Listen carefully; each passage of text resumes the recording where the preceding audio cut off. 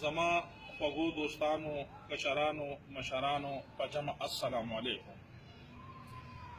بخښنه غواړم، زه یو شارټکټ یو ویډیو جوړوم چې زه اول سعودي عرب کې وم چې کله پاکستان ته رالم نو ما یو کال په پاکستان کې تیر کو، خو ما ته دا علم نو چې آیا پاکستان کې کار چا زیات کړی دی.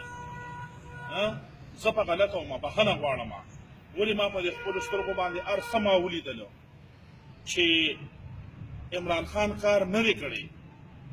ټول کار چې کوم دی دا حیدر خان کړی دی، هغه کړی دی او A1 کار یې کړی دی او د نر بچی دی. ځکه چې ما ته خو میسجونه راتلل، ما لیدل کتل نه چې زما څونه فرینډ دي، خفه کېږي ما. زه هغه سړي ملګری ما چې کم سړی غدار یې، زه د هغه ملګری نه یم. ولې چې په مردان کې جلسه وه او زه عاقب خان وغوښتلم او هغه سره زه ګاډي کې کېناستم، خو زه بره ودرېدم، چې دا معقول وګورم. دوه ګاډي ویګو وه او هغه یو کې کېناسته او زه بل کې کېناستم. کله چې بسم الله الرحمن الرحیم لا اله الا الله محمد رسول الله چې کله زه ودرېدم په ګاډي کې او هغه ولې ګیر ورکړو، نو زه ښکته راوغورځولم، په ما باندې بالکل په هوا یو لوټ وړېده او ښکته رالم. د پی ټي آی یو ګاډی نه دی ولاړو، یو ګاډی نه دی ولاړو او ما ته هغه رز ما ته رایاده شو چې ما ویل بس ته نن لړې مړ شوې. هغه رز ما ته رایاده شوله. نو زه بخښنه غواړم، څومره چې زما الفرینډ دي زه په غلطه وم. نن زه صحیح یم چې زه ودرېدم، حیدر خان سره ودرېدم، لاټین سره زه ودرېدم، ما هغه ته ځان ورواړو.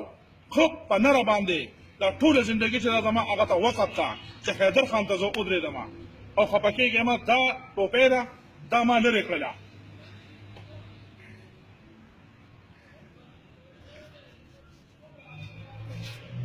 دا ما په سر کړله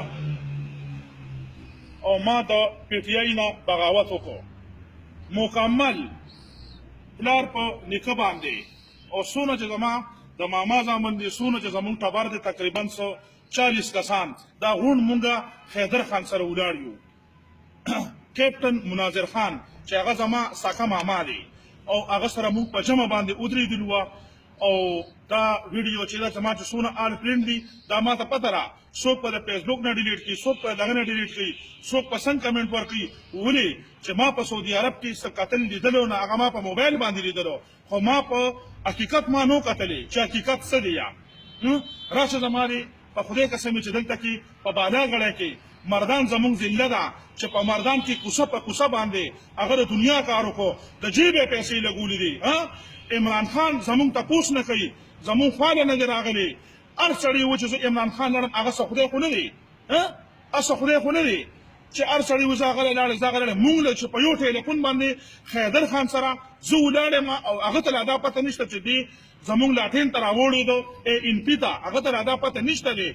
او ما ورته رینګ وکړو، چاراله نمبر راکړو چې هو دا نمبر والو میلو یې کړو، میلو شو ورسره او هغه سره زه برای راست میلو شوم.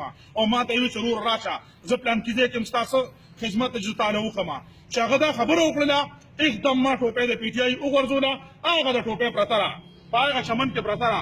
لمې غواړي قسم دی چې تیلې مې ورته ووالې، خو لمې غواړي چې تیلې مې ورته ووالې. دا لاس موسم د پټرول څښا دی، د پټرول څښا دی، پټرول مې پیچولي دي، خو تیلې ورته نه وامه، تیلې ورته نه وامه. ان پي زنده باد. چې زما څونه آل فرینډ دي خو په دې خفه کېږي او په دې خوشحالېږي. نو زه حیدر خان سره ودرېدم. حیدر خان زنده باد، زنده باد، حیدر خان زنده باد. والسلام.